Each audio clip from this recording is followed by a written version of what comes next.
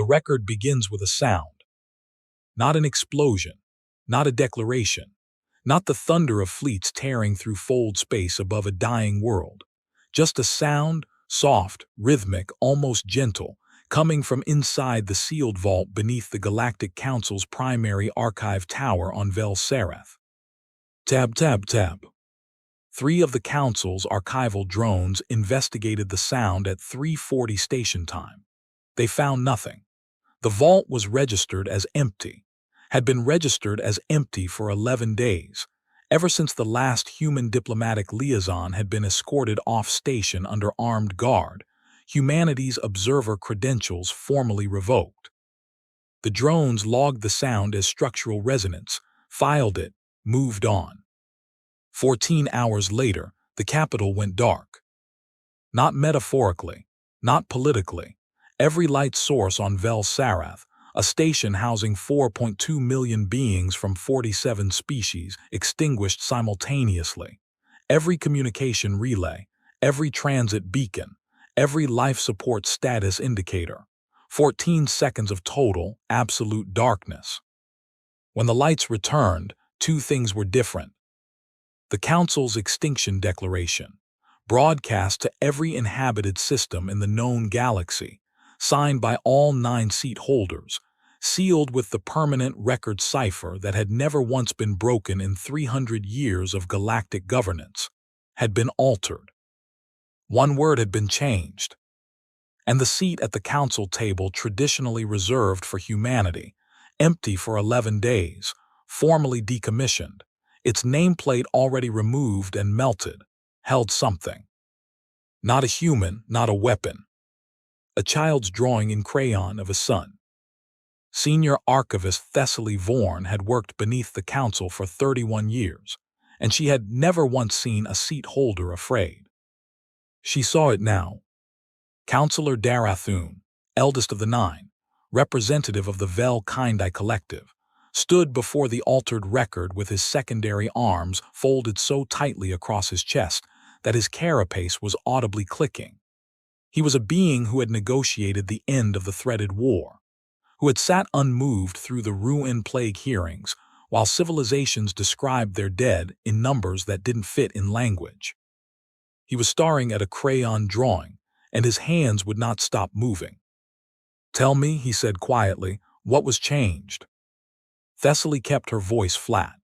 The declaration originally read, "The species designated Homo sapiens, having failed to meet the minimum threshold for galactic citizenship as defined under the Accord of Continuous Presence, is hereby declared extinct from the galactic record." And now, she looked at the screen. It reads inevitable instead of extinct. The word sat in the room like smoke. Darathun was silent for a very long time. Then, "That record uses the permanent cipher. No known technology can alter it without leaving a trace signature." "There is no trace signature," Thessaly said. "I've checked it 4 times. The record appears by every metric we have to have always said inevitable." That was the moment she understood something important. The counselor wasn't afraid of what had been done. He was afraid because he didn't know asterisk when it had been done, and that meant he didn't know what else had already been changed that they simply hadn't noticed yet. She almost asked what he wanted her to do. Instead, she asked the question that had been sitting at the base of her throat since she'd first read the altered text. "Sir, the Accord of Continuous Presence, the one we used to declare them extinct, what does it actually say, the full clause?" Darathun's secondary arms went very still. "It says," he replied carefully, "that a species may be declared extinct from the galactic record if no verified representative presence exists within any council-recognized space for a period of 11 consecutive days." Thessaly waited. "We verified the last human left council space on day 1, he continued. "We counted 11 days, we signed." "And the vault beneath Archive Tower 7, she said. "When was it last physically inspected? Not scanned, physically inspected." The counselor turned to look at her, with an expression she had no name for. "90 days ago," he said. Tab, tab, tab. Her name was Sergeant Mara Voss, and she had been inside the vault for 16 days. She'd gone in with 6 days of food, 9 of water, and a task list that her commanding officer had described, with characteristic military understatement, as ambitious. She'd made the food last 11.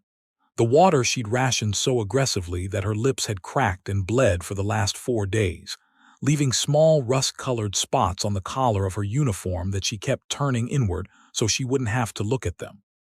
She was 34 years old.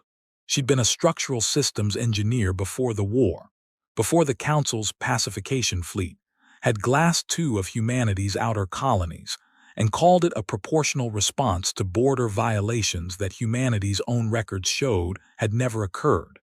She had a daughter named Petra who was 8 years old and had, apparently, sent a drawing with Mara when she deployed.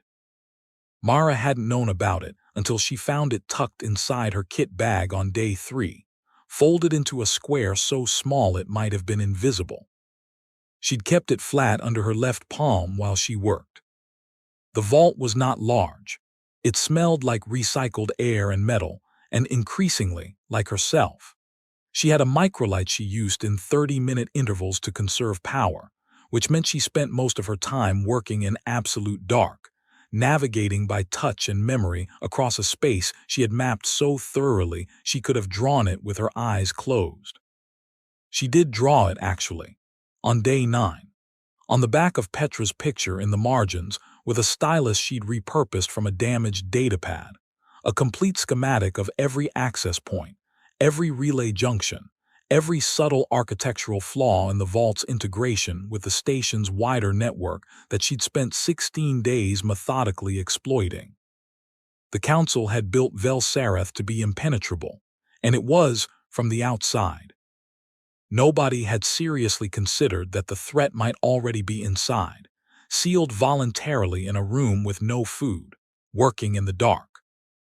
On day 7, she'd found the first network thread. On day 11, the day the Council signed the Extinction Declaration, she'd finished mapping the station's entire power distribution lattice from the inside out, using nothing but a salvaged diagnostic probe and a technique her professor at university had described as catastrophically inadvisable under any real-world conditions. On day 14, she'd written and rewritten the insertion code 17 times. On day 16, she'd used it. 14 seconds of darkness across 4.2 million lives. Not enough to kill anyone. She'd checked the life support redundancy architecture obsessively, had lost sleep over it even in a place where sleep was already a managed resource. 14 seconds of darkness, carefully bounded, specifically targeted, leaving medical systems and atmospheric processors untouched. And one altered word in a record that was supposed to be unalterable. She hadn't done it to terrify them, though she understood it would. She'd done it to prove a specific thing, that the humans the Council had declared extinct were still here, still present, still asterisk inside the structure of galactic governance, and that presence had legal weight under the very accord they'd used against her species. No verified representative presence exists within any Council-recognized space. Vel-Sareth was Council-recognized space. She was a verified representative. She had been here continuously for 16 days. The declaration was void. She sat in the dark afterward with her back against the cold wall and Petra's drawing flat on her knees, and listened to the distant vibration of the station reacting around her. The subtle harmonic shift of emergency systems engaging, the faint change in air recycler cadence that meant internal lockdown protocols were activating. And she thought about the crayon sun she'd placed on the empty Council seat. She'd meant it as a message. She wasn't entirely sure the Council would understand it, but she thought eventually they might. She turned on her microlight for the first time in 6 hours. Then she opened her comms relay, the one she'd spent 4 days threading invisibly through the station's own architecture, and she sent a single transmission.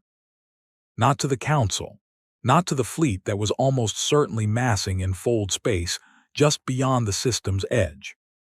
To her daughter, "Hey Bug, I'm okay. Tell Commander Reyes to wait." Senior Archivist Thessaly Vorn was not supposed to be running the investigation.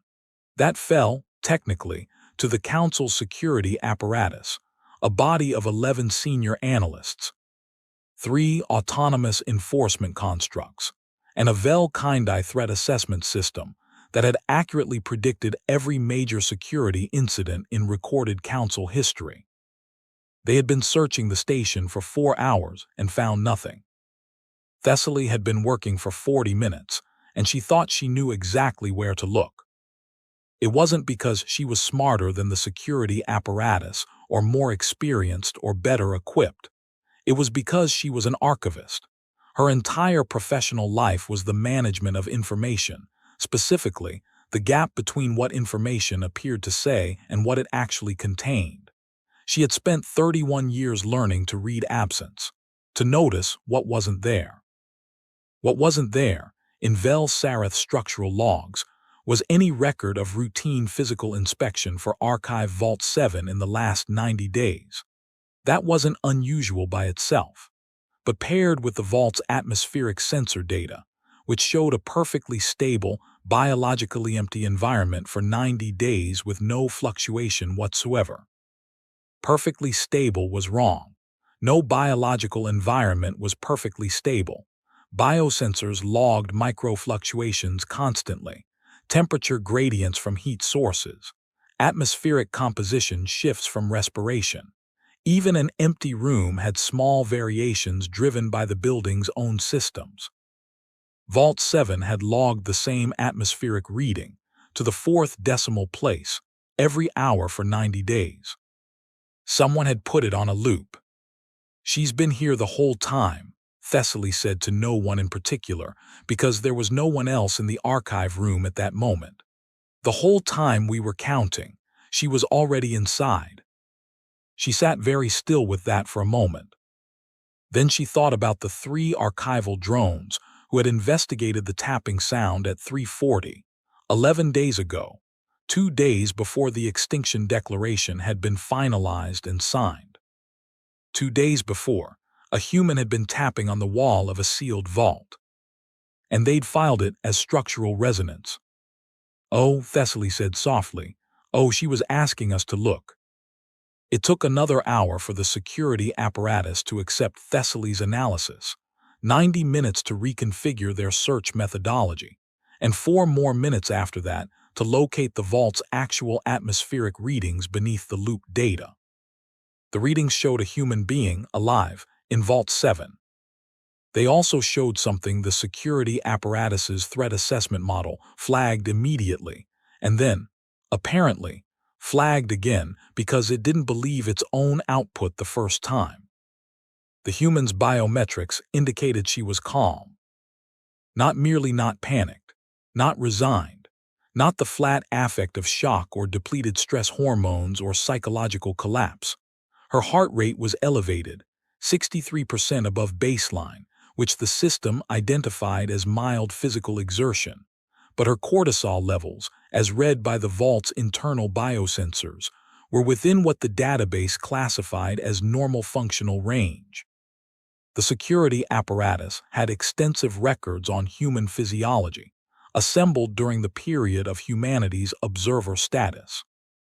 Those records described a species with a threat response system of extraordinary sensitivity, beings who experienced fear intensely, who showed significant psychosomatic stress responses to perceived danger, who had been rated by the Vel-Kindi Collective as emotionally volatile in the official assessment that had partly informed the decision to revoke their galactic citizenship. The human in Vault 7 had been alone, in the dark, without adequate food or water, for 16 days, knowing that her species had been declared extinct from the galactic record, and her biosensors showed the physiological profile of someone completing a moderately demanding work task. One of the enforcement constructs voiced what the entire apparatus was collectively failing to process. "Is she not afraid?" Thessaly, who had been standing at the back of the room and had not been asked for her opinion, said, "I think she's done being afraid." "That is not," the construct said, "a meaningful distinction." "It is to her," Thessaly said. They opened the vault at 9:11 station time. Sergeant Mara Voss was sitting on the floor with her back against the far wall, her legs stretched out in front of her, a datapad across her knees showing columns of code. She looked up when the door opened and the light from the corridor fell across her. She had dark circles under her eyes so deep they looked structural. Her lips were cracked, and her uniform collar was turned inward, and she was thin in the way that a person got thin when they'd been managing hunger as a strategic variable. She looked at the 11 security analysts, 3 enforcement constructs, and the senior archivist standing in the doorway. Then she looked back down at her datapad. "I'd like to formally register a continuity of presence claim under Article 7 of the Accord of Continuous Presence," she said, in a voice that was slightly rougher than normal but entirely level, "on behalf of the species Homo sapiens. I can provide documentation." The silence stretched. Counselor Darathun had not come himself, but he had sent a secondary representative, a young Vel-Kindi named Orit, smooth carapaced and newly commissioned, who had clearly not been prepared for this specific scenario. "You've been here for," Orit started. 16 days, 4 hours, approximately 22 minutes, Mara said. "The vault's own sensors will confirm that once you strip out the loop." She paused. "I'd recommend checking the loop architecture, by the way. I had to use the station's own redundancy system to build it, which means there's a pathway in your network security that you didn't know existed. I wrote up the full technical report. Happy to share it." Another silence. "You," Orit said carefully, "broke into our archive vault. You disrupted station power. You altered a permanent record." "I fixed a permanent record," Mara said. "The version that said extinct was inaccurate. The Council signed a declaration based on an 11-day count that began while a verified human representative was physically present in Council-recognized space. The Accord requires the count to begin from the point of *actual *absence, not the point of *assumed *absence. She finally set the datapad down. "The Council made a legal error. I corrected it." Orit looked at the enforcement constructs. The enforcement constructs looked at each other. Thessaly, Vorn looked at the ceiling and kept her expression carefully neutral. "The declaration is void," Orit said slowly, as if processing the words as he produced them. "You're saying the declaration is void." "I'm saying the declaration is void," Mara agreed. "Which means humanity's observer credentials were incorrectly revoked, which means the Accord of Continuous Presence has been upheld, which means I'd really appreciate some water before we continue." But here is what nobody in that doorway knew yet. Here is what Thessaly Vorn began to understand only later, when she went back through the timeline with the specific, careful attention she gave to information gaps. Mara Voss had sent one transmission during her 16 days in the vault. Just one, in the brief window after the lights went dark, before the lockdown protocols closed the comms relays. It had been routed through the station's own architecture so seamlessly that it had looked like internal system noise. The message had been 8 words long. "Hey Bug, I'm okay. Tell Commander Reyes to wait. Tell Commander Reyes to wait." Thessaly pulled the galactic positioning data for the Council system over the past 16 days, cross-referenced it with the Fold space monitoring logs, then sat very still for a long time. There had been a human fleet at the edge of the system since day 3. Not a large fleet, 47 vessels, which against the Council's defense apparatus was not a significant threat, but a fleet, waiting, for 16 days. And the message, the single transmission from inside the vault, had told them to keep waiting. She thought about that, about the specific calculus it implied, about what Mara Voss had known when she went into that vault, that if she failed, if she was discovered too early, if the legal argument didn't hold, There were 47 ships waiting at the edge of the system that would interpret her silence as a signal. Mara had not gone into that vault to hide. She'd gone in knowing that her presence there was the thing standing between the Council and 47 reasons to reconsider the Extinction Declaration by force.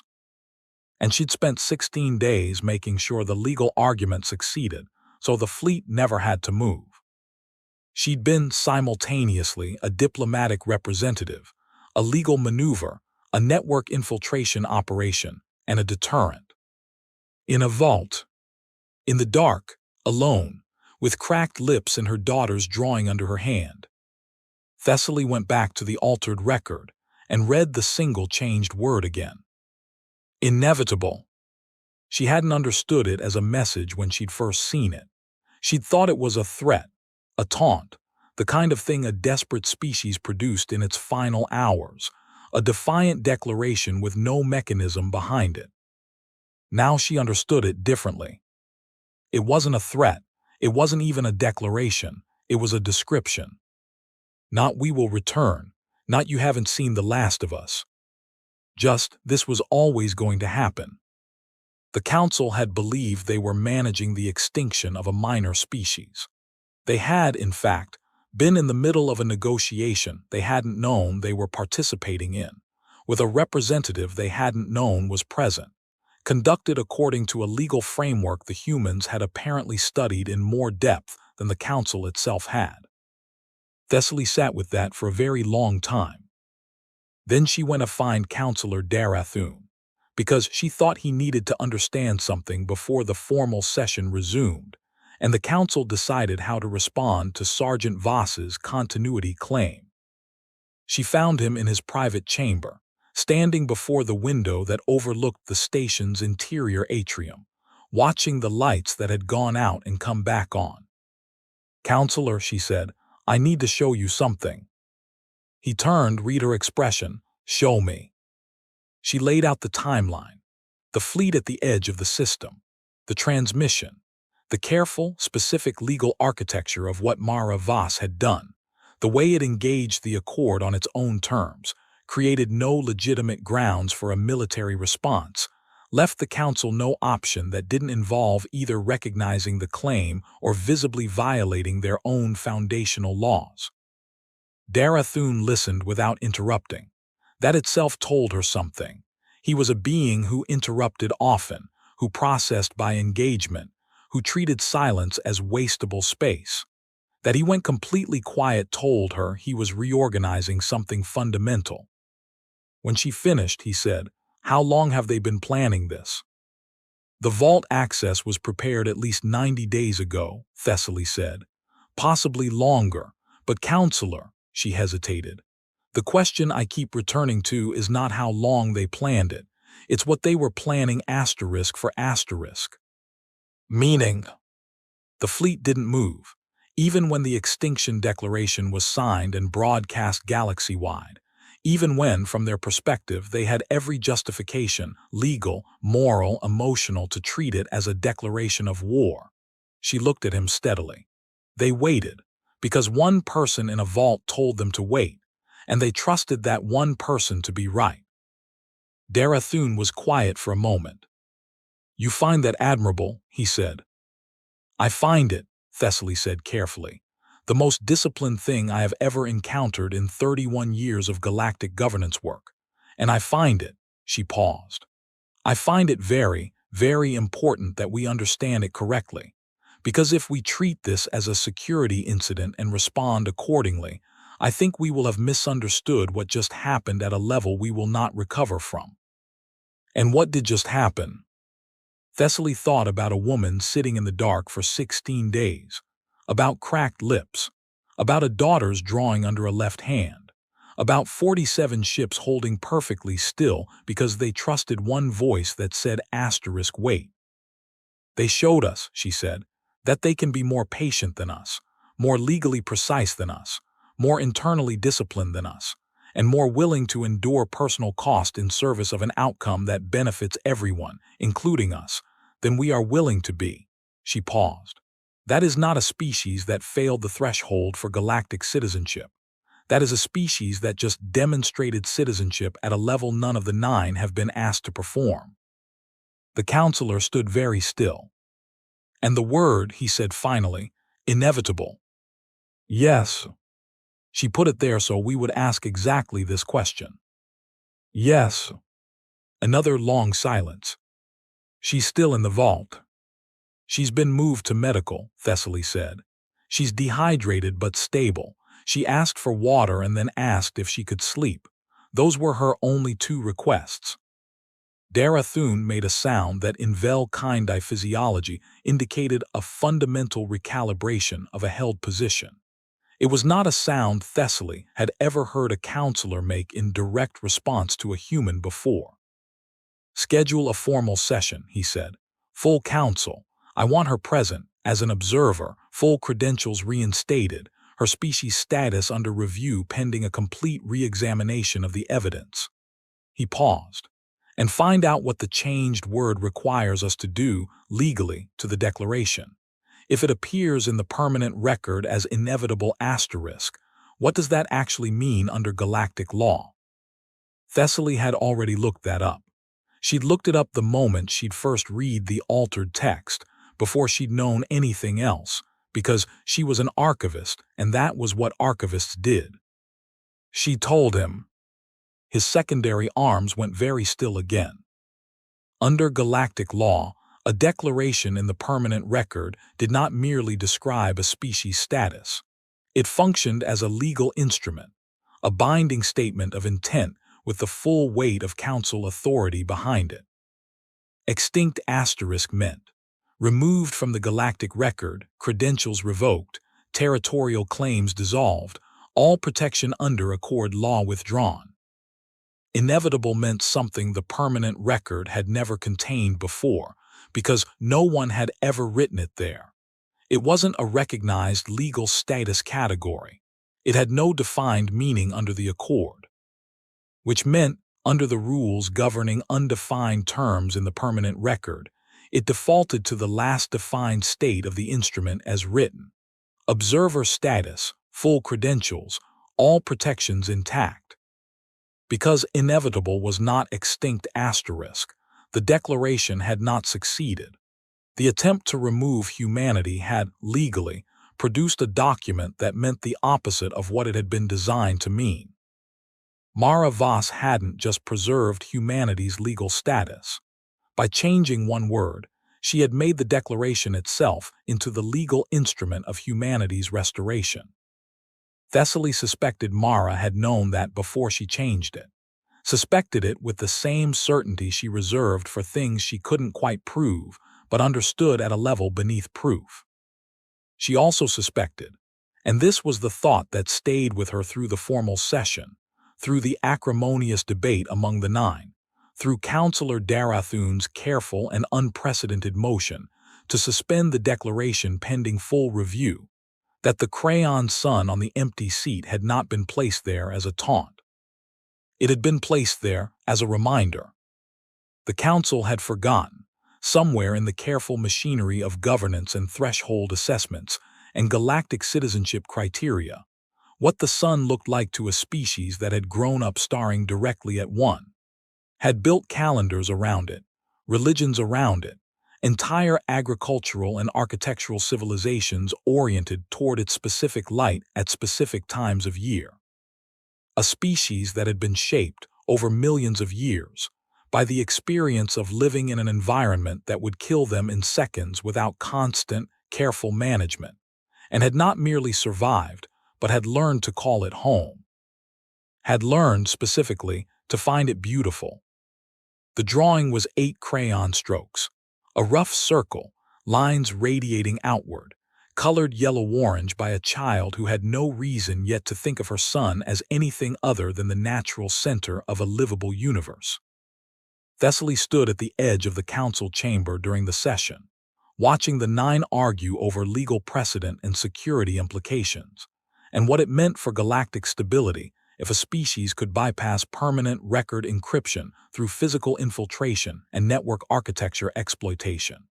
And she thought about what it would feel like to receive a drawing like that before sealing yourself into a dark room for 16 days. What it would feel like to press it flat under your left palm while you worked. To let it be the last thing you looked at before you turned off the light. The formal session lasted 9 hours. Mara Voss attended the final 3, wearing a clean uniform someone had found her, slightly too large across the shoulders, which she didn't mention, and sat in the reinstated human observer seat with the composure of someone who had recently been proven right about something very important and was choosing not to make a point of it. She was asked at one point by Counselor Inrath of the Second-Born Collective what she would have done if the legal argument had failed. If the council had simply detained her and refused to recognize the continuity claim. She was quiet for a moment. Then, I would have requested to speak to the full council under accord right of presence, which can't be denied to a physically present observer, and I would have made the argument in open session where it would be on the public record. And if we had denied that as well, Inrath pressed. Then the fleet would have known, Mara said, that the council was willing to violate its own founding law to process the extinction of a species that had done nothing but try to follow the legal framework. A pause, and the public record of that denial would have been available to every other species currently operating under observer status who were wondering whether the council's legal protections actually applied to them. The chamber was very quiet. "You were threatening us," Inrath said. "I was informing you," Mara said, "of the consequences of the choices available to you. That's not a threat. That's a briefing." She looked at the counselor steadily. "I wasn't trying to threaten anyone. I was trying to give everyone in this room a reason to make the right decision." Darathun spoke from the head of the table without lifting his gaze from the documents before him. "She means there was never a version of this where we were forced. She always required us to choose." "Yes," Mara said quietly. That single word sat in the chamber the way the altered record had sat in it 9 hours before, like something too heavy for the space around it, settling into the room's architecture and not moving. The vote, when it came, was not unanimous. It was 7-2 in favor of suspending the Extinction Declaration and restoring humanity to provisional observer status pending a full evidentiary review. The 2 dissenting votes were from counselors who were not wrong to be cautious. A species that could do what Mara Voss had done deserved caution, deserved careful attention, deserved to be understood as something more complex and more patient and more precisely dangerous than the threshold assessments had suggested. Dangerous was not, Thessaly had come to think, the right word for it. Dangerous implied aggression, implied instability, implied a vector of harm looking for a target. What Mara Voss had demonstrated was something different, something that Thessaly, in 31 years of working with the accumulated records of 47 civilizations, had never seen expressed so completely in a single human being. She had found no advantage by being stronger, no leverage by being better armed, no protection by being more technologically advanced or evolutionarily superior or chosen for any particular destiny. She had simply been willing to stay in the dark longer than anyone expected, to endure more than anyone planned for, to trust that precision and patience and the careful study of her opponent's own rules would, eventually, be enough. And when she needed something to keep her company in the dark for 16 days, she had used a child's drawing of a sun. The transmission logs showed that Commander Reyes, commanding officer of the 47-ship fleet at the system's edge, received Mara's message at 4 station time and responded immediately. His response was one word: understood. The fleet did not move for another 11 hours until the formal council session had concluded and Mara had transmitted a full mission debrief. Then it held its position for another 6 hours after that, while the provisional restoration paperwork was processed and filed and countersigned by all 7 voting counselors. Only then did Commander Reyes bring his ships to standard approach vector. When the Council's traffic control queried the fleet's intentions, Reyes transmitted a single line. "Picking up our diplomat, then we'll get out of your way." Thessaly was in the archive room when that transmission came through. She read it twice. Then she pulled up the record she'd been looking at for 3 hours, the one that now, in the permanent record, in the unbreakable cipher that had never been altered in 300 years of galactic governance, said inevitable instead of extinct asterisk. She thought about what it meant for a word to be irreversible. Thought about the fact that even if the Council convened tomorrow and voted unanimously and applied every legal instrument available to them, they could not put the old word back. The permanent record did not allow deletion or restoration. It only allowed addition. The Declaration, as it now existed in the foundational legal architecture of the galaxy, would say inevitable forever. She wondered if Mara had known that too. She was almost entirely certain she had. Mara Voss left Vel Sarath at 1830 station time, aboard a Council transit vessel arranged as part of the Provisional Restoration Agreement. She carried the datapad, the stylus, and the technical report she'd offered to share, which the Council's security apparatus had, after considerable internal debate, accepted, because turning down free intelligence on your own network vulnerabilities was the kind of decision that looked very foolish in retrospect. She also carried Petra's drawing, refolded into its small square. At the transit bay, Thessaly was waiting. She hadn't planned to be there. She had told herself she was in that section of the station for archival reasons. She had not convinced herself. Mara stopped when she saw her. Read the archivist's expression with the same calm, precise attention she seemed to apply to everything. "You want to ask me something," Mara said. "The tapping," Thessaly said. "On day 11, 3 of our drones investigated. They logged it as structural resonance. I think," she paused, "I think you heard them, outside the vault." Mara was quiet for a moment. "I heard them," she said. "You could have gotten their attention. The vault wasn't completely sealed from inside. You'd already threaded comms through the network. You could have." "I wasn't ready," Mara said simply. "The legal architecture wasn't complete. If they'd opened the vault then, I wouldn't have had everything I needed." Thessaly stared at her.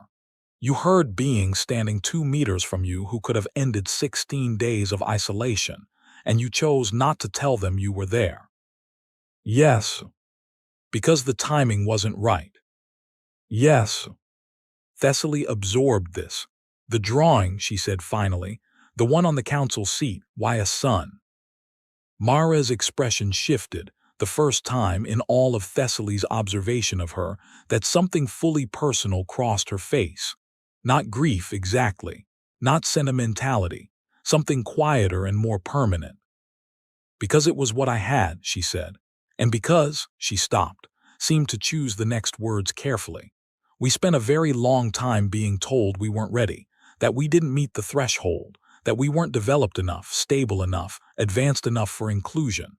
She looked at Thessaly steadily. "My daughter drew that in 10 minutes with a 4-pack of crayons because she wanted me to have something to look at. She's 8 years old and she made something that kept me going for 16 days in the dark."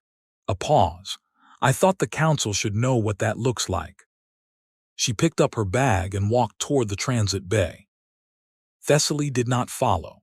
She stood in the corridor and watched her go and thought about a word permanently written into the foundational legal record of the galaxy by a woman with cracked lips and a child's drawing pressed under her left hand. Inevitable. Not a boast, not a prediction, not a threat issued from a position of strength. A description offered patiently from the dark. The humans had not won because they were the strongest species in the galaxy. They were not. They did not have the most advanced technology, or the most powerful fleet, or the deepest evolutionary advantages, or any particular destiny written into the fabric of spacetime on their behalf.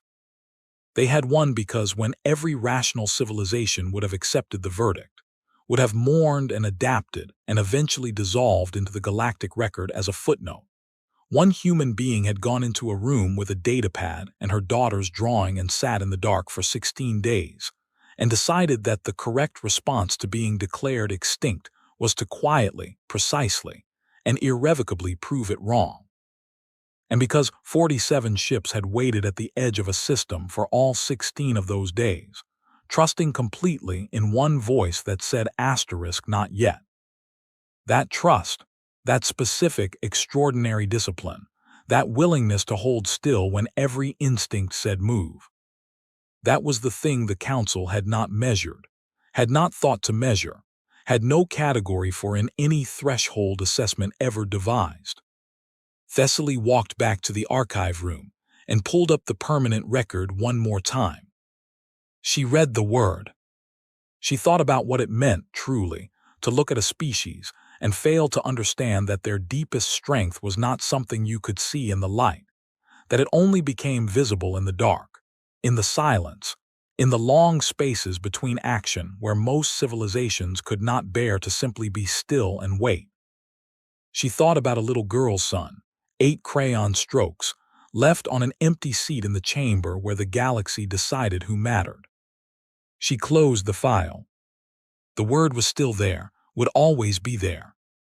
And somewhere in the folder space beyond the Council system, 47 human ships were turning toward home, not triumphant, not loud, not claiming anything, just patient and present and precisely